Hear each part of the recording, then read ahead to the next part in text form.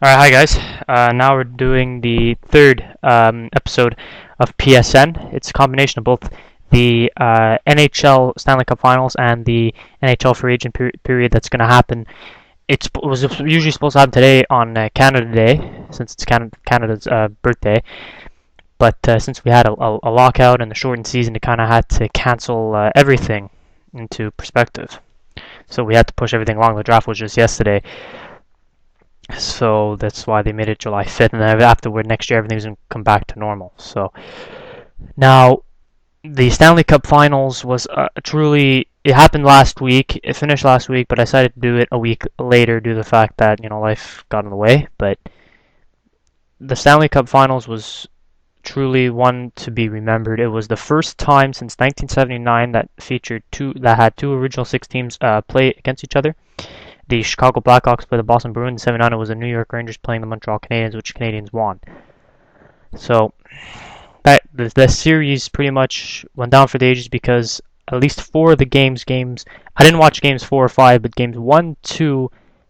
Sorry, I didn't watch games 1. I didn't watch games 3 and 4. I watched game 5, 6. The games that went down to the wires: game 1, 2, 4. 5, we can say it was close, and obviously game 6, but the truly ones were 1, 2, 4, and game 6. Game 1 obviously needed triple overtime, and it was a double deflection once Roosevelt shot it, and then Dave Bolin tipped in, the Andrew Shaw tipped it in, and that was the winner. And I watched all 3 overtimes, and then eventually game 2, Daniel Paille scored the game winner in overtime. Only needed one extra period. Thank goodness. You don't want to have these long games. But obviously game 3 was, more defensive check than Boston, and then afterward Boston won, and game 4 was one of the highest scoring games. And it marked that Joel Quenneville finally put Patrick Kane and Jonathan Toews back together with Brian Bickle, and it immediately paid off because they were pretty much taking control of that game. And then eventually it was Brent Seabrook who added another playoff overtime goal to his career, as he has 2 overtime playoff goals in his playoff career. It's actually more than Mario Lemieux ever had, even though Mario Lemieux has more goals than Brent Seabrook. And obviously game 5 went to 3-1, and it was Cannon. But in my mind, I honestly thought that Chicago, whoever was going to win, or Boston, whoever was going to win game 5 was going to lose game 6 and game 7. That's what I personally thought, because it happened in 2001, 2004, 2009, and 2011. When New Jersey won game 5, lost game 6, game 7. Calgary won game 5, lost game 6, game 7. Detroit won game 5, they lost game 6, game 7. And of course, Vancouver won game 5, lost game 6, game 7. The only times it didn't happen was 03, and obviously when Chicago last won in 2010. And 03 was when New Jersey won game 5 and Anaheim won game 6, but New Jersey won game 7 due to the fact that the home team kept winning that series. I still remember the 03 run when New Jersey and Anaheim only lost one game on home ice. But anyway, now the Stanley Cup Finals. So now game 6 comes around. I remember watching it.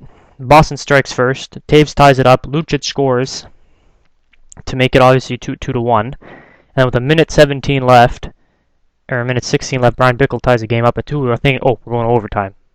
Many people from Boston thought we were going to have game 7, but we did not.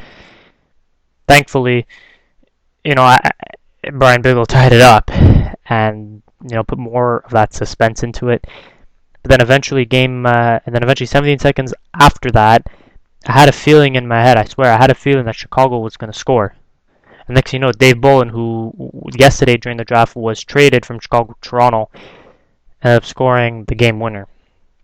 And Chicago, he thought he was Patrick Kane. He dropped his gloves in excitement, but there was still time left on the clock, and Chicago stunned the Boston crowd, similar to what Boston did to Toronto in the first round. But mind you, Toronto blew a 3-goal lead throughout the whole stretch of the third period.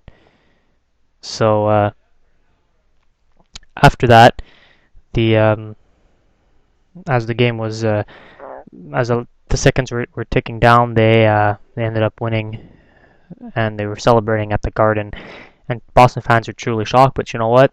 It is what it is. And Jonathan Toews hosted his 5th Stanley Cup, but there was so much in the sense that because Patrice Bergeron, who was arguably one of Boston's best players, ended up playing with he left Game 5 at the hospital, ended up tearing he had torn cartilage, he had a punctured lung eventually, broken rib, and shoulder separation.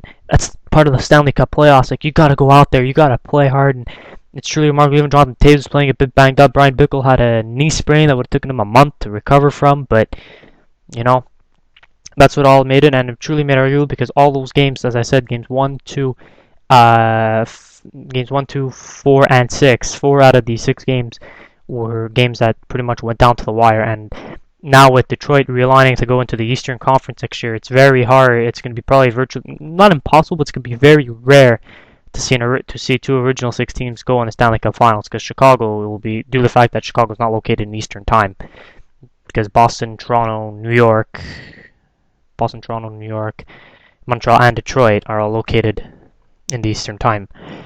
Now, even though that happened last week, now we're going to talk about this week. The free agent period is coming up, and on July 5th, and it's probably going to be more notable names that are going to be on the market this year than in years past, with the fact that you have the compliance buyout that teams used, and obviously Roberto Luongo will not get bought out due to the fact that Corey Schneider was acquired yesterday by the New Jersey Devils. So it means that Roberto Luongo will stay in Vancouver, so he will not be on anyone's list. You have guys like Briere, who can still probably produce, Le Cavalier, Ilya Brizgalov, not so much Thomas Caberlet, but he'll probably he'll either find a home for less money or he'll probably go to the minors. The Canadiens only stuck with him 2 years. Komisarek, same thing with the Maple Leafs, but nobody would really, want him or anything. Nathan Horton's going to become an unrestricted free agent. He's pretty clutch, and he also played with shoulder problems during the playoffs. And Andrew Ference, who's not coming back to the Boston Bruins. Jaromir Jagr, but he's old. They can still score. He can still produce. He didn't produce in the playoffs, but he can still, get the job done. And it's rumored that, imagine if him and Plekanec, they could have that chemistry together. And he wanted to come to Montreal, Jaromir Jagr, but we're probably not going to see the old Jaromir Jagr from his time in when he was with Pittsburgh and then Washington, New York. But Washington, he was pretty much unhappy with his surroundings. And imagine those big names. And obviously, mind you, they got to be smart because the cap was going down from 70.3 to 64.2 million. So the GMs are going to have to find ways, and with the buyouts and everything, up until July the 4th, they have to, because they don't want to give a major contract. Next thing you know, they don't produce, and then you buy them out after a year. It doesn't really, So, but mind you, Marc Bergevin, who was the GM of the Canadiens, managed to get rid of some of that salary that he inherited from the Gauthier and Bob Gainey era, when obviously he bought out Scotty Gomez right away, and he bought out Caberlet, but he was able to, he traded Eric Cole. He had slow starts, but he was able to produce. But he got rid of that contract to clear up that cap space. And imagine if they can get a big line center like Le Cavalier, but the thing is, Le Cavalier is past his prime. Well, you can't really say he's past his prime yet because he's 33, right? And most players are from 29 to 33, maybe 34. They're in their prime years, so it'd be nice to see finally a big line center, but we don't know if he's going to play in a fishbowl market like in Montreal. So we'll be glad to see these guys, but as I said, when July 5th comes around, we'll figure out who will be playing for which free agents will be playing for which teams come the drop of the puck in October. This wraps up the 3rd episode of PSN. Make sure to read my blogs on petrosmashasports.blogspot.com.